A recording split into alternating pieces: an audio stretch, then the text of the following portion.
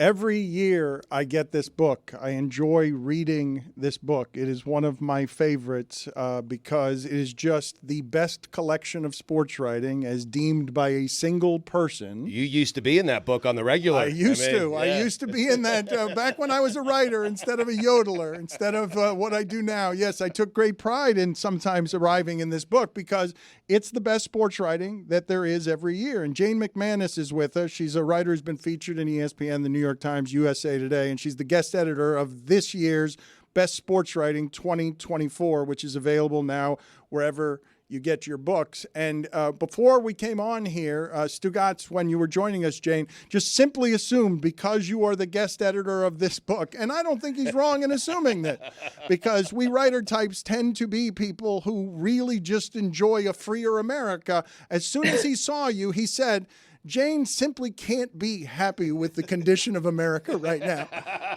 Sorry, Jane. Wow, that's a great place to start. You know, it's so funny because I've been avoiding thinking about this now for a few days. And I'm going to continue to avoid thinking about it, Dan. So you can't make me. I know. I understand. I'm not going to even force you to. It was an odd thing for him to say. But I think of the guest editor of this book as being sort of the best among us in journalism, trying to do the right things. That the only people who get selected to choose the best American sports writing are people who not only have value for journalism and great storytelling, but people who sort of admire that good writing can be done around truth that is instructive and just artful. And so I assume that a person like that would be somebody who appreciates the arts, and it's not exactly something I see appreciated right now in America.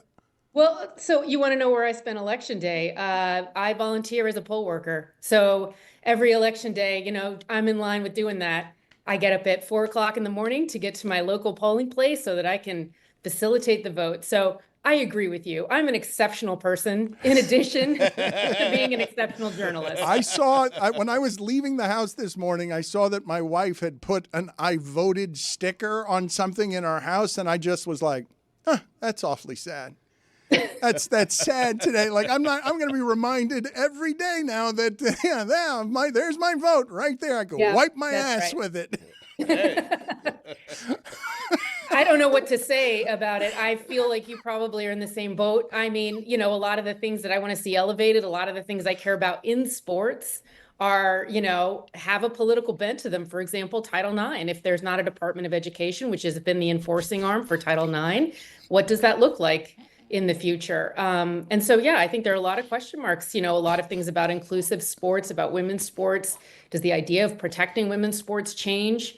I mean, these are all, you know, open questions, things I worry about, but yeah, very much connected. Jane, I'm sorry to have laughed the entire time that you were talking very seriously about Title IX, but it's because Tony and Chris were whispering in my ear how I wouldn't actually be able to wipe my ass correctly with my I voted sticker. Get the visual. Just one finger, you can really only stick it to the finger and be like, whoa! First you got to peel it off the cabinet. It's very small is what Jane says.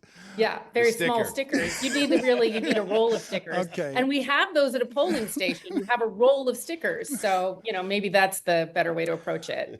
What did you like best about this? There is some pressure involved with doing this, and I imagine some responsibility with doing this because the caretakers for this volume tend to appreciate and respect what it is they're caretaking. So how much pressure, as an honor, how much pressure was this to do this? A ton.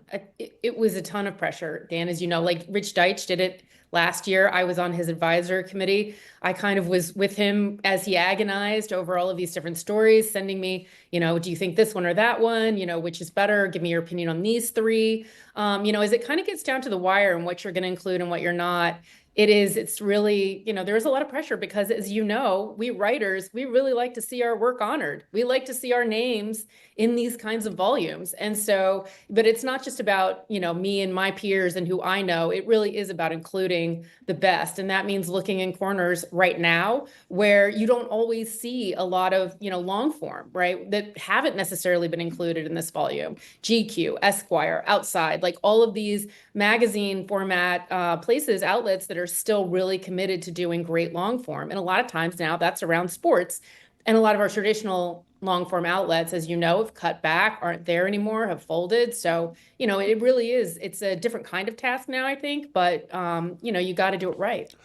Help me on the people who are listening to this, and very often people will come up to me wanting to choose a career in writing, and I would not advise it at the moment. And I would say that I learned at Pardon the Interruption. I remember I did a big magazine piece on Edger and James when I just started doing Pardon the Interruption, and nobody there would read it or had any interest in reading it because they're like, "No, we do bells and whistles now, young man. We don't read long form magazine stories anymore. That's not what we're doing."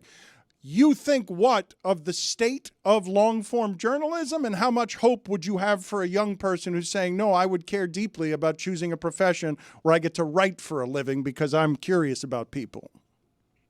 So I teach, I've taught for, the last 15 years, 20 years. And every class I go around and I ask my students how they're consuming their sports information and their news. And I used to ask, who's your favorite writer? But I started getting, Stephen A. Smith, long after he left Philadelphia Inquirer covering the Phillies. So, people aren't reading as much anymore. But this year in my class, I had one student who said, I like to read long form.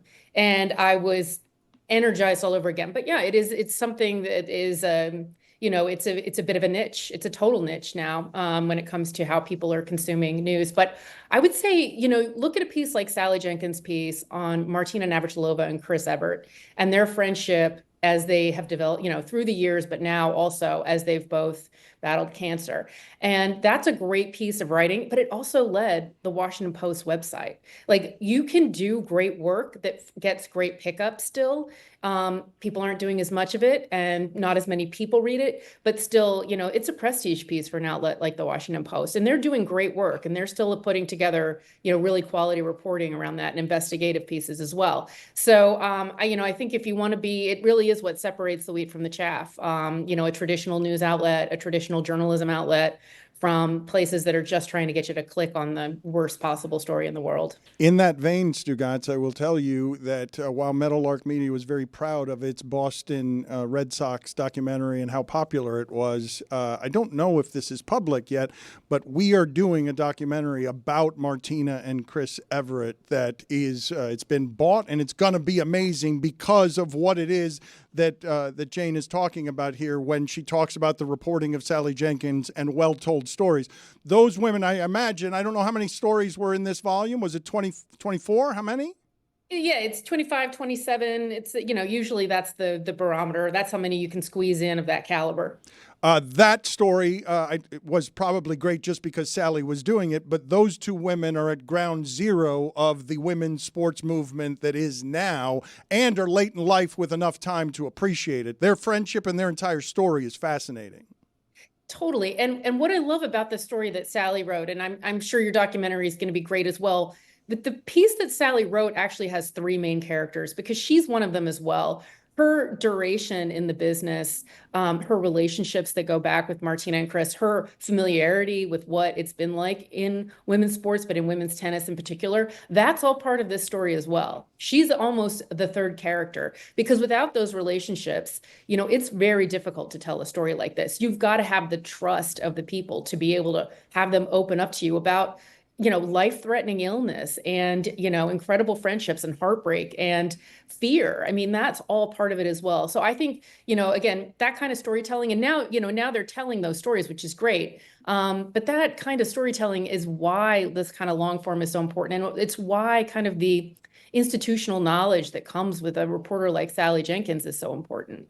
Jane, another inspiring story this past year was written by our own Greg Cody. He joins us every Tuesday. He's with the Miami Herald. He wrote a great column about Connor McDavid and the fact that he thinks he's overrated. Was that up for consideration at all, or? Is that within the time frame that I'm looking at? I have a very specific window. Maybe next year. Maybe next year. Oh, really? So it could. Okay, I don't know Sure. your windows. Yeah, so maybe it could be next year, huh? That's exciting Absolutely. for Greg, right? The only reason that you agree, it's though, a matter of timing. Otherwise, clearly, it would have been among the top 25 sports stories written this year. Yeah. There's an email inbox, Stugots, where you can go ahead and submit that story. And I tell you, I read every single one of those, at least the first couple graphs that got sent in. And there were a lot of stories there, a lot of stories. I don't think people but also great caliber. I don't think people understand how time-consuming an undertaking this is for you if you take it seriously. Number of hours that you put into this volume. Again, this year's Best Sports Writing 2024 is available now. Jane's upcoming book, The Fast Track, will be out in February of next year. Total number of hours put forth on this, and did you have an advisory committee the way that Richard Deitch did? I did indeed. It was Sandy Padway, Richard Deitch, Kavitha Davidson, and J.A. Adonde, and they were incredible. Wow, and I didn't count, who's counting the hours, but it was nights and weekends for weeks.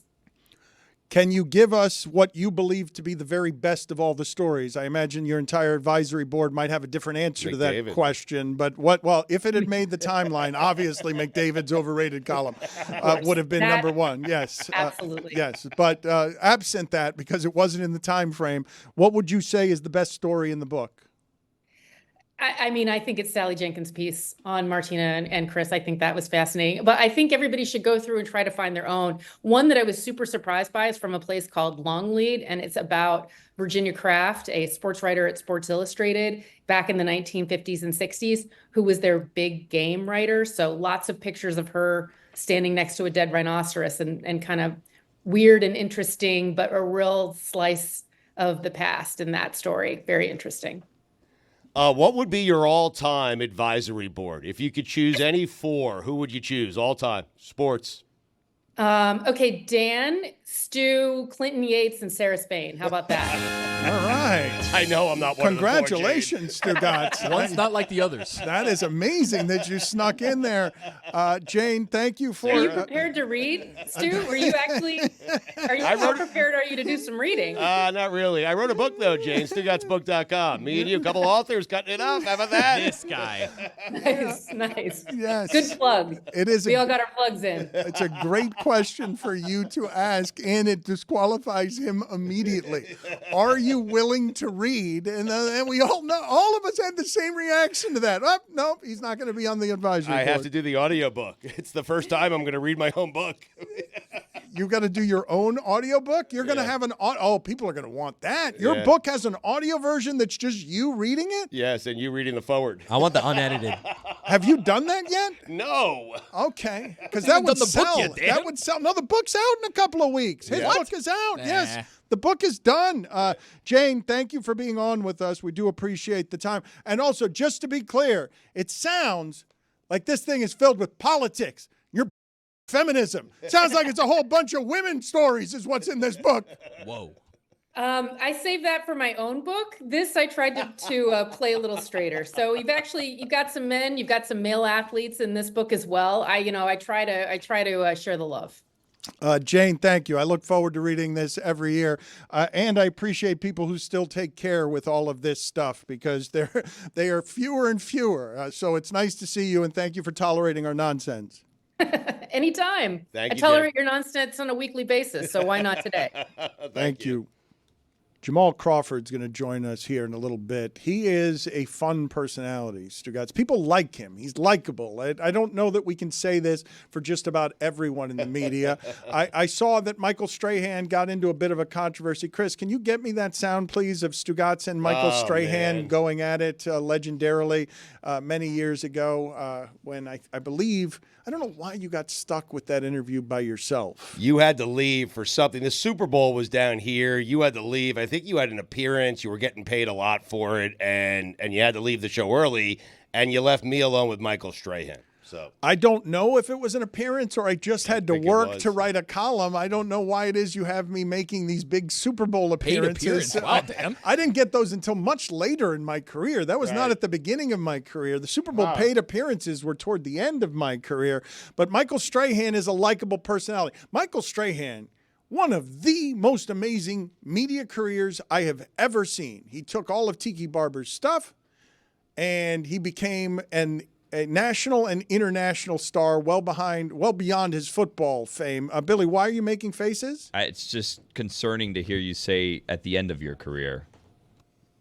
I'm sorry, Chris was talking to me and I didn't hear anything you said. It was just concerning to hear you say that you were getting the paid appearances at the end of your career. Yes, right. Not at the beginning. You getting paid Super Bowl appearances towards the end of your career. No, you said at the end of your fact career. that it's the end. We all Well, work you know for why? It's because it's right now. Like, it's not now is when It's I can now? get the big Now's the Super end? Bowl Oh. appearances. Oh. The end? Yes. Now, even now being the end is concerning. It's not great. Yeah. Pepsi Smash was May 11th, so it definitely wasn't a Super Bowl. So it wasn't an appearance. I for some reason, what I remember about this is that Stugots had the 6 to 7 hour, and I'm gonna guess this is around the LeBron James years that I had to keep going to the arena before these games to get to regular season game 17 because it was hugely important that everyone be there when they're getting to 9 and 8. For some reason, those were the days. Honestly, I think is this about 14 years ago? Anyway, Strahan is in a controversy now. It's one of the dumb ones. Get ready for a lot of those over the next 4 years. Oh my God, what's coming in the next 4 years where Strahan is being swallowed by he wasn't respecting the flag and the anthem enough because he didn't put his hand over his heart. It's just everyone else in the line had their hand on their heart. So, like, they pan down, and it's just he's standing with his arms on his side. But he's standing like, I don't know. What are we doing Okay, here? well, what we're doing is stupid. And get ready for a lot of that over the next 4 years, where now you've got Jay Glazer coming out to defend his best friend. Do you know how much he does for the military? Do you know how much money he gives and how many people who are veterans he helps? Because he was not disrespecting the flag. But we're very much going to go from, hey, Kaepernick, you're not only banned for kneeling in front of the flag, Strahan, if you want to be a beloved American football icon, you will put on your hand on your heart in front of the flag like good Americans. Bradshaw and Howie Long and Jimmy Johnson. And Gronk. Like good white Americans. His dad, brother, sister, and cousins all served in the military. So I think he knows how to, No, but stand he's up, running but- somebody off away from his home. Apparently, he threw a cell phone into a bush. And it's the angriest that Michael Strahan has been in public. Come on, man. We allowed this dude to hold a tiny white woman's hand on morning television. Like, are you realizing what a ridiculously likable figure you have to be as Strahan in order to be allowed to do that? Progress.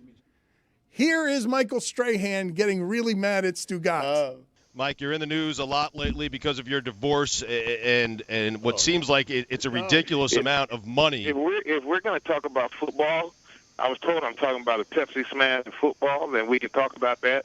But I don't want to get on. Just like I don't talk to the papers about that, Right? Because I'm not going to give somebody something so that they can make more news. And I prefer not to do this to make your show get any better ratings than I'm sure it already gets. I was just gonna ask if you're tired of talking about it. I guess the answer is yes. I don't talk about it, and I was told I wasn't going to talk about it on the radio.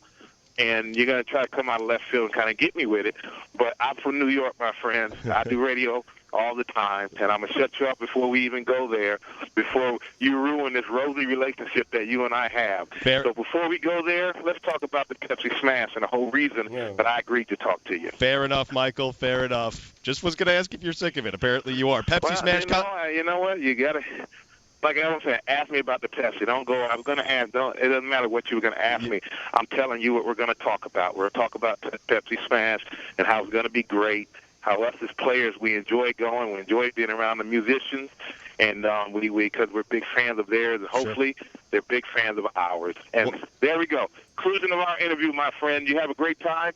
Enjoy the Super Bowl. Thank you, Michael. We appreciate it. An absolute masterpiece by Strahan. Seriously. Got the plug in, got the promo in, and then hung up on me. I mean, Jeremy is wincing the entire time. That my friend is like a flounder to the face. My Jesus, God. man. Why'd you leave Lehman's me? dad.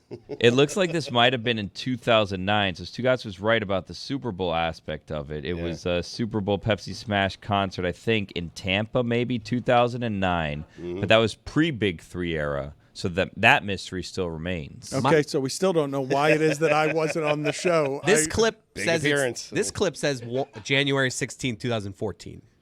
whatever that means. Okay, Maybe we saved it again in 2014. Okay, I don't know that that's very good producing by you just to give me a date that's in your computer system. I don't think that that's a fact any more than Tony had a fact when he decided to quote a YouTube gamer on Jared Goff stat that was then repeated by Aaron Rodgers Trendsetter, yesterday. Dan. You saw that? Mr. Civ put up a stat that a lot of us thought was real because we didn't look at it, but no biggie. Okay, we just take it and run with it. That's the thing about showbiz. Say the stat again. The ridiculous stat. Fun and games, baby. Exactly. Off the top of my head, I think it was Jared Goff has thrown 5 interceptions 4 different times, He's or 4-0. 7 different times, and he's 6-0 in those games. You got it wrong, trendsetter. I don't think that's I don't right. care what it was. You bought it. That he was apparently 6-0 in games where he had thrown 4 or more interceptions. And he not only bought it, he quoted it as fact as part of his top 5. Again, I said according to Mr. Civ. You did. You did put it on Covered your bases. Your Mr. Civ. Aaron did not say according to Mr. Civ. I did, shifting the blame towards Mr. Civ, That's not right. towards the me. accountability, not the blame. Well, you that need kind to of get thing. it right. So now he'd be 7-0. Yes, something like that. Yeah, something But there's a like chance that Aaron Rodgers was watching the show. Obviously, big fan of the show, big fan of you guys. And he saw the top 5. Yeah. Yeah, he used to be. Yeah. It used to be. Yes. Saw the top 5, was like, bam, I'm going to take that for me. And then said it, and then everybody else agreed with him. And then Aaron Rodgers is like a lot of Figuratively. people. He's stealing money from the Jets. I mean, Our relationship with Aaron Rodgers has changed a great deal over the last couple of It years. was probably the dripping sound. It is. It is probably Sorry about that. what we lost him on. There are so many people, Stugots, who write in to remind me and tell me some form of I'm with McAfee now. I've left you. Too much politics is where it is that somebody writes in, for example, the Batard show has lost me. I know that doesn't matter in the grand scheme of things, but I'm sure I'm not the only one. Been listening religiously for over 8 years every single day. It's sad, really, because I love the show and everyone on it, but I've unfollowed it, and the reasoning is because I've got woke brain. I hit send on that, huh? Where are we watching a game together next week, Chris Cody? This is very exciting, Dan. Next Thursday, November 21st, our show. I know I'll be there. I know Mike Ryan will be there. I can't speak. I will be there. Tony will be there. Me too. We are watching Thursday Night Football, and it's at our spot. It's at our spot. I can't believe this happened, Dan. I can't believe it happened. Flanigans. Our show, Flanigans, Thursday Night Football, Miller Lite Collision Course. Join us this Thursday, November 21st. Well, it's next Thursday, November 21st. Flanigans in North Miami Beach. That's 13205 Biscayne Boulevard for our Thursday night watch party presented by our friends at Miller Lite. It's Steelers versus Browns, and it tastes like Miller time, and we're looking forward to it. Flanigans. That's good. Roy, you're really good at that. So good. Roy, Thank you. Roy, you're better. You're better. Limited Roy, fake nominee Roy, right there. I think we need to schedule you the night of this watch party, and I need to, as a punishment, grid of death punishment, you need to spend the whole show talking as Flanagan. You do well as the Flanagan's voice, and we need to celebrate Flanagan's because it is an American Miami institution. We are big fans of this place, so we've got to do it correctly. Roy, you going to be there? I wasn't planning on it, but now I will. What, a Browns game? It is weird. Steelers, Browns, you know. It's an odd choice by our show. no, I don't, Flanagan's North basically in matchup. Orlando also. That is I don't understand. I don't think Stugots and I will be there. I'm not sure what happened here, why it's a Steelers game and not a Dolphins game. Not sure what we're doing with Flanagan's. Is this Meadowlark poor planning? This is great planning by us. I'm looking forward to it. I'll be there. I'll be with Miller Lite, and Mike will be there, and Tony will be there. For sure. We're going to be crushing it, Dan. Yeah. If you want to see us in our element, Crushing what? At Flanny. Nachos, crushing Rib chicken rolls, wings. ribs, the chicken wings. stickers, yeah. the blackened mahi, everything. The food is good. The food is. This is a special place to us, to our show. I might have to go just to eat nachos. Yeah. Jamal Crawford next. We always enjoy talking to this guy. He's a lot of fun. He's going. What's happening right now? What is happened? this? You can't do this to What Jamal happened? Crawford. Dan, the What are you NFL doing? news, it never stops. It's No. still NFL season, according to Kevin Bowen. No. Shane Steichen says the Colts are going back to Anthony Richardson Yes. this 2 days after Steichen saying Joe Flacco would start against the Jets. This is disrespectful to a man with a 20-year career, best six man ever. I'm He trying gets to it. I'm trying to introduce somebody here. Maybe that was big news, too. No, it's not big news. That's not big He's news. shaking his head yes. Jamal, what? It's big news? Dan, that was big news. We got to respect and appreciate that. It was. I got to be honest. No, I got to respect and appreciate you. That's not we're introducing a basketball segment, and he's telling me about a quarterback change at for a 4-6 team. I mean, in the hunt, in the mix. Exactly right. Big deal. In Going the back mix. to the kid. Jamal, you can't agree with this saying in the mix. You can't say that. Dan, I can adjust. That's why I became a 6th man. I'm fluid. I can adjust. I'm good. All right. So Jeremy Taché says that Tyler Herro last night had a game for all time. It's a career game for Tyler Herro. I feel like Jamal Crawford had that game a bunch of times. But did you ever hit 10 threes in a game, Jamal? That's a good question, Dan. I didn't hit 10, but I did hit 8 in a row before missing one.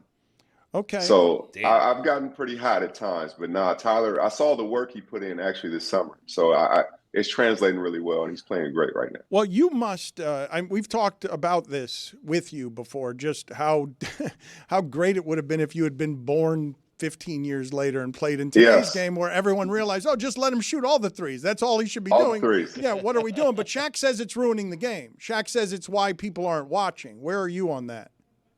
Somewhere in the middle. I think the threes are needed, but I would love threes from guys who are like the best at shooting them. I don't want everybody shooting threes. I think that becomes, a little bit watered down. I would love to see, three-point attempts are great, but let's have a nice balanced palette. And I think if you mix those in and you can draw some fans back in, and when possession still meant something, I think that's what the fans want when competition is at its highest level. Jamal, I think what's having a greater impact on maybe the lack of interest in the NBA, especially during the regular season, is fans not knowing when they're going to the game, not knowing if that superstar that they want to go see is going to be available that night. How do you feel about this with Joel Embiid and Paul George, Kawhi Leonard, and others just taking a lot of games off, man? Well, just in general, when this first came in, I think like 12, 13, 14, whenever it was, I always thought, let's load manage in practice. There's a kid out there right now whose parents bought him tickets for months in advance, and they're sitting in the 300 level. And they're so excited to see their favorite player just to find out on the way of their game that their favorite player isn't playing. Like, that's disheartening. It's unbelievably wrong in so many ways, and I think it kills, spirits, especially the young people. I always thought, like, if there's so many games in so many days, let's load manage practice, and then they'll be ready to go for the game, so they're ready to perform. I'd like to talk to you a little bit more about stuff that's happening in the news right now. Klay Thompson goes back last night, and I don't know if this registered with other people, but Jamal, it seems to me that all of that is an increasingly rare thing, where a guy can go back to a place that genuinely loves and appreciates what he did. No hard feelings, and we're going to celebrate you, and we're going to have, Steph's going to want to speak before the game, and everyone's going to be wearing captain hats, and it's going to be genuinely moving to see you interact with employees that you brought happiness and championships to. Why is that so rare now? It seems like that kind of honest, sincere, syrupy moment is no longer available as it used to be. To me, that's the old NBA. And what I mean by that is this. When I was growing up watching the Lakers, it was Magic. It was Kareem. It was Worthy. You could identify those guys because they were with the team for 7, 8, 9 years. The Celtics had Bird and McHale and Parrish and DJ. You could identify it. So it made you love the team and the player. The fact that there's so much turnover now with contracts being shorter, guys staying here. You look up and like, you got traded there. You never know. But the fact Klay was able to go back after being in that tenure and all the success they had, and he was genuinely loved. I think he felt that. We felt it watching it just as fans. It was unbelievable and incredible. And like you said, Dan, it was extremely rare. So I'm not sure we'll see that at that level again unless it's one of the pillar guys that we see, like the Currys. I want to ask the group, though, on this, because LeBron, great as he is, he's a mercenary. He's bounced around. You never get, I'm not going to say never, but it's rare to get the happy ending you want in the city that you want it. For him to leave and go back and get love, while Paul George is saying, why are they booing me in Los Angeles? Like, what? Why I just you never played. But you know what I mean? Like, Paul George is saying that, why are they booing me on my return to the Clippers? Give me some of the other times that we've seen this happen recently, where a guy is allowed to go back and it's all good feelings. It's all positive vibes. It's not a bad breakup or Kawhi. Kawhi's a nomad. Who does Kawhi belong to as an allegiance, given how he left in San Antonio? Who gets this? I would say LeBron got it when he went back to Cleveland. Yeah. And just because the championship that he brought, and they had never had one in their history, they're forever indebted. And the fact that he came back after he left, right? And then he brings the championship there, helps obviously lead the charge of bringing the championship there. I would say he's the one guy I could think of offhand that got the love they deserved when they went back to their city. It's difficult to have an enduring memory like that. Do you have an allegiance to one city more than all others that you feel in your heart, like that the relationship is a real thing? I would say the Knicks. Yeah. I was in the jerseys over my shoulder right now, but I was there the longest. So I would say there. I would say the Clippers as well. I think those two stand out, but it goes hand in hand because I was there the longest at both places. So I think those two I have more of an allegiance to than the rest, but I still get a lot of love. When I was in San Francisco for 54 games, and they still, all the security around, like, oh, ball, like I was there for years, and I was literally there for a half a season. So, yeah, I have good relationships, but those two stand out above the rest. How far can the Knicks go, Jamal? The sky's the limit for them. I said that when the trade happened. They lost some things, but they gained some things. I thought they would struggle a little bit more in the regular season than they did the year before, but I thought they could have more postseason success because I think they're built more for that. When the game slows down, you don't go as deep into your bench. You have more days rest. I think they're built more for the playoffs, actually. Where are you as the MSG Network's broadcaster for the Knicks on loving last year's team and the Hartenstein grit and the Brunson grit and the Hart grit versus, oh, here comes this super talented guy, but we think he's soft. We don't think he's about grit, but we kind of got him specifically for Embiid. Yeah, I think you couldn't have this year without last year. You needed last year to take that stepping stone. Even for star players, when they see that a team is going in the right direction, hey, if I fit in over here, this could be a perfect place for me if something ever did happen. That team last year built what was coming for the future. And I think both were needed. You had to have that foundation. You had to have Brunson kind of be the lead dog and then see what that was like. And now he has somebody to run with him that complements his skill set and the team's skill set. They may struggle in the beginning parts because they got to work out the kinks and they lost a lot. But like I said, we know what they're playing for. They kind of graduated to being one of those teams that be judged in the playoffs. Jamal, settle an argument for us. Billy and I have been, and we've been engaged in rigorous debate. He is Billy. You want to present your argument to Jamal on what it is that you've been arguing as it regards Erik Spoelstra? I was saying that Erik Spoelstra, so yesterday, I don't know if you caught it, Jamal, Erik Spoelstra called a timeout that he did not have and then ends up giving a technical free throw to the other team. They end up losing He's the an game. Astute basketball observer. You don't have to heat-splain to him. Well, I don't know if he was doing Maybe he was out to dinner. I don't know. No, I saw that. Okay, I saw that. Just, and also the audience, not everybody may have seen it. Good point. Anyways, the point being, Dan was saying that this is going to haunt him for the rest of his life. And I said, it's the 10th game of the season. Like, it'll probably bother him a little bit. I'm sure last night was tough for him, but like at the end of the year, when he's like 85 years old, 50 years from now or whatever it is, like I'm pretty sure he'll be fine. He won 2 titles. Like he'll be okay with this situation. He will be okay. Now to present my side of the argument, I believe that this will haunt him on his deathbed. You know what? I think, Dan, to be very, very honest and hearing both sides, I think you both have some valid points. I think you're both right. And this is why. You got to pick No, I'm about to tell you why. This is why. Dan, you're absolutely right. I think Spo is one of the best ever to ever coach a basketball game.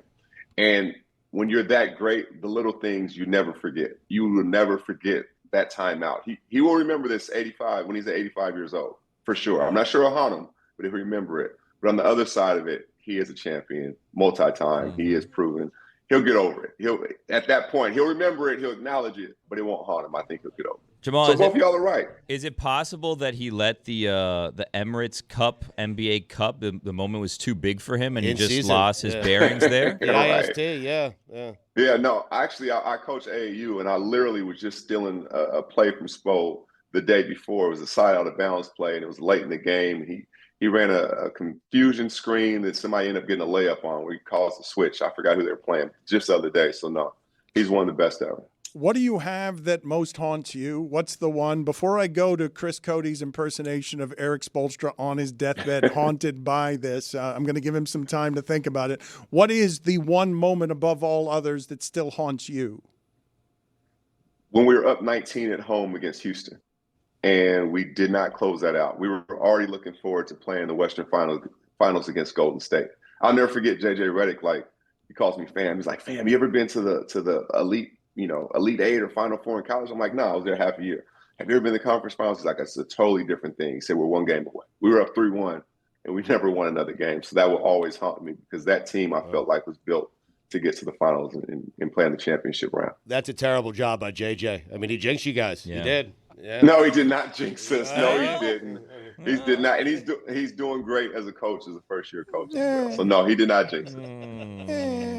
He's doing well. Don't let the Dan. He was don't let looking the ahead. record. Don't let the record reflect what he's doing. They have more movement.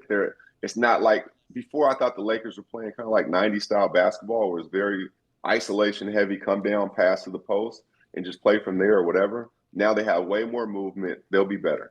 You mentioned don't let the record fool you. We were talking about the Dolphins earlier. We were thinking now with Tua back, the Dolphins kind of still in the mix. What do you think? Yeah.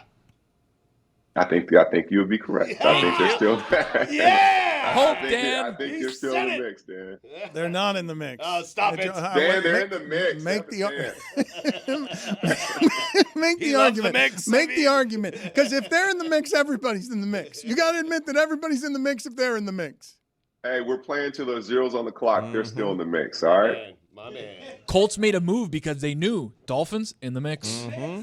Let's hear from Erik Spoelstra on his deathbed, very late in life. I don't have long, Dan, but I still think back to November 12th, 2024. Why did he become British? In Scranton. On a boat. It's a foul. I blew it, Dan. I blew it. I haven't gotten over You it. sound like a founding father. Oh, my God. White Definitely powdered blew wig. it. Spo, I had nothing to do with this, Spo. I had nothing to do with this segment. Me I neither, promise. Spo. Just terrible. Just what was that? Not my best. It was. I'm trying to channel an old Spo.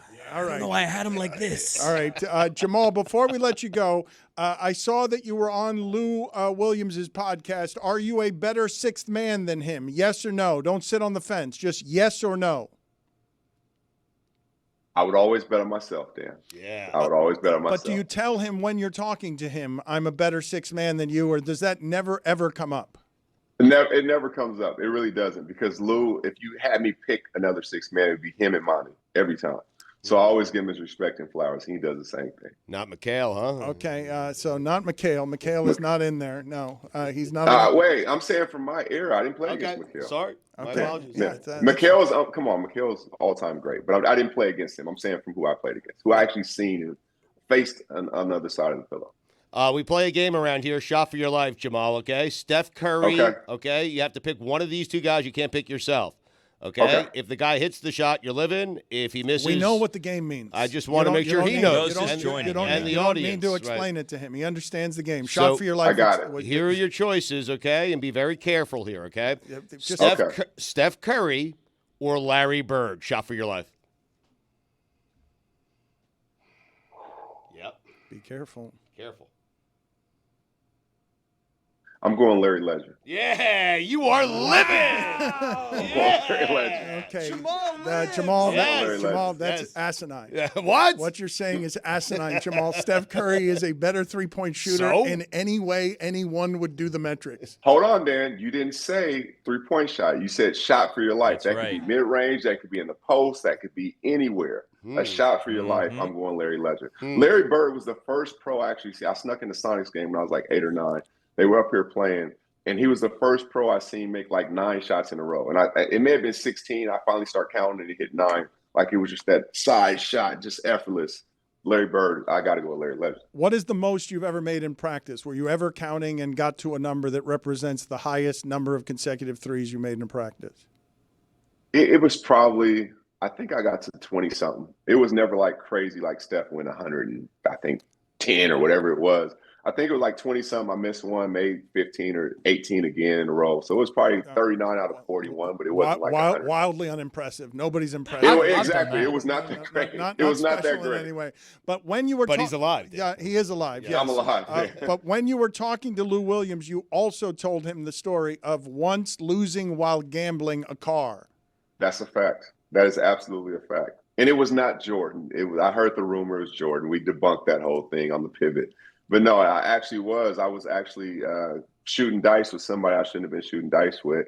I got in over my head, and I start air betting. I don't know if you know what that means, but it's basically like I lost the cash I had. So then when I lost the cash, I was technically out the game. So I had to bet on somebody else while they were shooting air money. And it got so deep, instead of giving the cash, I said, I'll give my car. And I took my basketball out the trunk and gave him the car. True story. And you were a rookie? And what kind of car was it? Yeah, I was a rookie. It was a Mercedes. It was a S430. It was a Mercedes. It's the truth. That's the big it was boy an one. S430. And what was that ride home like?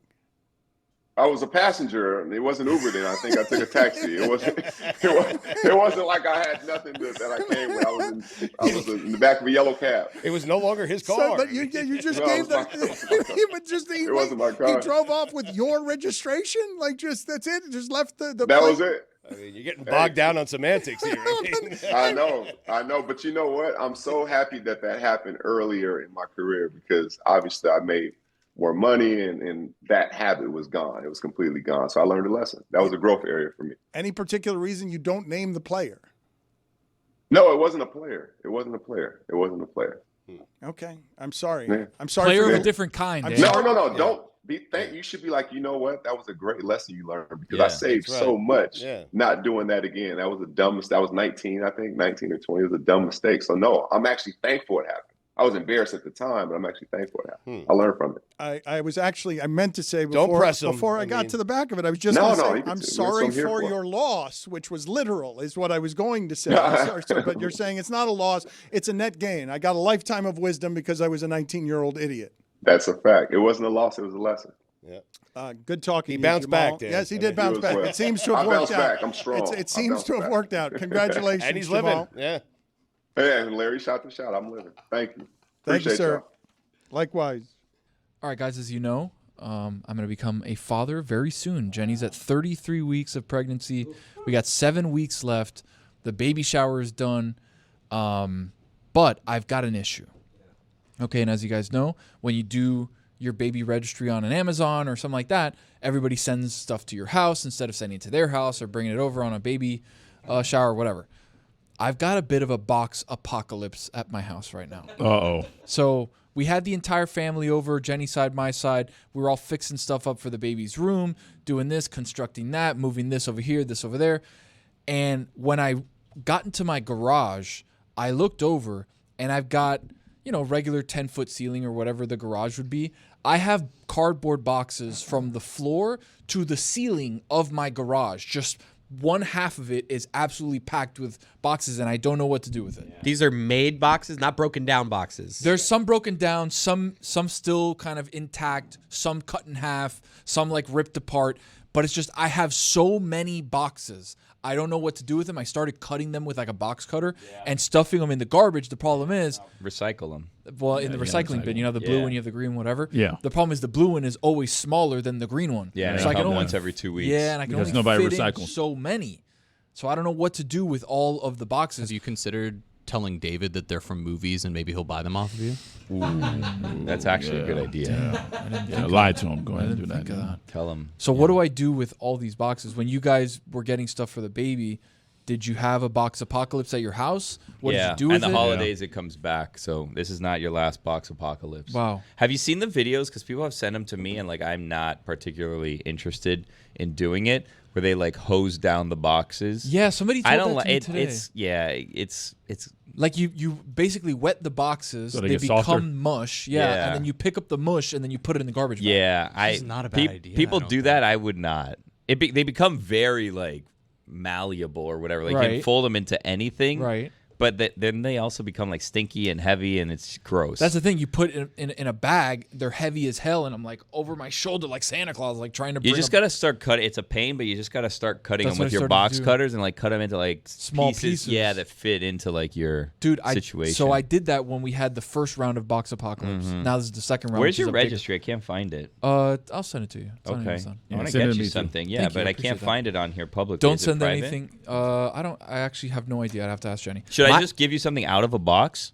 Yeah, give me whatever it is. Just not Take in it out of the box Yeah, and just give hand it to just you? hand it to me. Okay. Exactly. Like, My if it's- box apocalypse was when I moved. I didn't really experience moving this with boxes. the baby. Yeah. Really? I remember having, after we moved, I didn't know what to do with all these boxes. Yeah, just packing up the entire house and going to the next one. Yeah, that seems like a. I just feel like it's never ending, right? Because more and more things start showing up at my house, and then that means more and more cardboard boxes are in my garage for this wall of cardboard. What kind of diapers are you getting? See, Like size-wise? I've gotten newborn. Ooh, you want to avoid those. Don't get any more of those. Well, I didn't buy them. But Like, don't they were get any given more. to If people us. give you, don't Size get any more bigger. newborn. But what I heard, If you have a big baby, I'm probably gonna have a big baby. okay, based on what? grow Based into on What you have so far, your information so far? the information. What weight are we by? They said that she's a week ahead.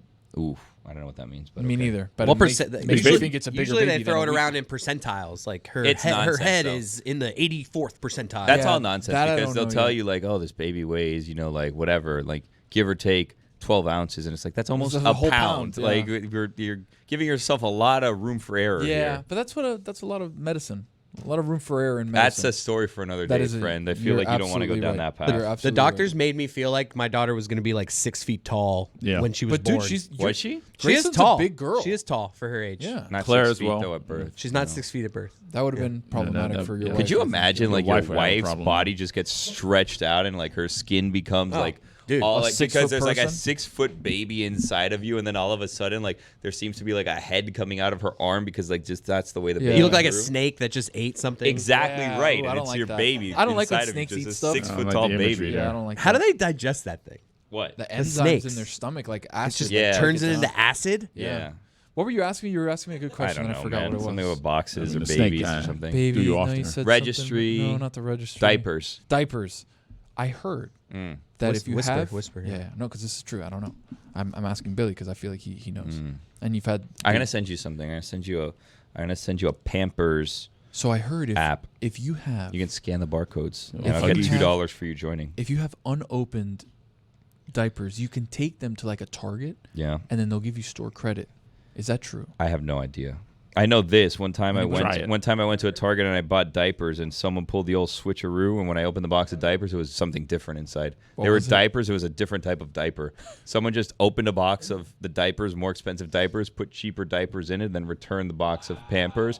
Got, I guess, a store credit for cheaper diapers. And then I went back and I was like, "These are not the diapers that I purchased. What are you guys doing?" Dude, if you need something returned at Target, my wife can get it done for you. Really? She's got an ability to return things at Target that you didn't even buy at Target. She'll bring it back to Target. See, this is part of the problem here. I think. So the issue is that we have a lot of newborn ones, right? But as if people told me that they grow out of them so fast that you kind of don't use the newborns for as long as you would for other Dude, things. baby clothes, giant racket. I feel like, look, I'm going to try to give you this piece of advice you're Okay. not going to listen to me on. Okay. Because I know you're not going to listen to me on it. Okay. Baby clothes, they go through like that. They right. grow, it's ridiculous. Like, and all the clothes that you're probably getting, especially for like little babies, they'll wear it one time, if even that. You're going to have clothes. And that's it. No, you're just going to have so many outfits that they're never going to wear the clothes again. Because I imagine you have like a lot of friends and family giving you a bunch of stuff. Yeah. Right? You may have things that even you never take the tags off of because it's like, this is ridiculous. We put it over here. We forgot about it, whatever. Right? Here's where they're going to get you. And you're not going to listen to me on this. Okay. And I understand that you're not going to listen to me on this. Okay. Shoes. Once your baby is of shoe-wearing age, baby shoes are a giant waste of money. Okay. Right? Because like they grow out of them super quick, and then if you start going into like the realm of like, oh, I'm gonna get my baby some Dunks, or I'm gonna get my baby like I want my baby to wear Nikes. Like, no, dude, like go to like TJ Maxx or Ross or one of those if you want to get like name brand shoes and get it there, if even that. Or just go get whatever shoes because they're I got bad news. I knew it. I knew it. I got bad news. I knew it. Pretty all broad. right? Bought like some already fancy bought- J's. I've already bought. Yeah, Dude. I bought her a pair of Dunks. I Those are her know. first shoes. That's what I was but they're trying to- they're tiny ones, so she can wear them For 6 minutes if they're For tiny. 6 minutes Not if they're even tiny, that. And right. maybe her feet will be too big when she's born. possibly. Yeah. And then See? I bought her another pair of Jordan 1 lows. Yeah. But It's- those I bought bigger. Don't buy any I bought more. those bigger though. Just stick with those. Don't buy any more. I I'm bought telling those you. bigger. Just take hand-me-downs. Yeah, dude. We did. If you have a second kid, don't get rid of any of your stuff in case you have a second So kid. the good thing is that my poor second kid's not going to Jenny's get anything of their sister, own. Jenny's sister gave us a lot of shoes, a lot of little sandals and little things like Yeah. that we have as hand-me-downs. But then like I went out and bought a couple of things.